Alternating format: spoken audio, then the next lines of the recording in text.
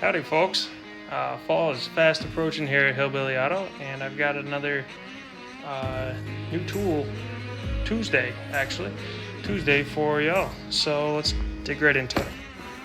I picked up this nut and bolt thread checker set on Amazon, and one of the things that kind of sets it apart from those ones that hang on the wall at the hardware store is how every one of these that you pull out, it's metric and standard, has a male end and a female end.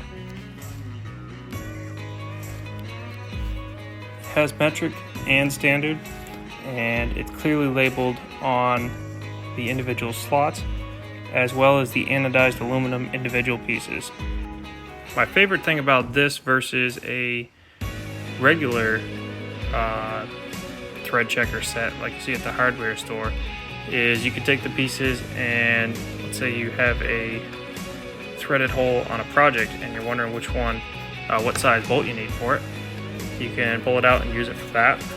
Or if you have a stud that you're unsure of what size the thread is and what pitch, you can pull it out and use the other side to screw right onto it.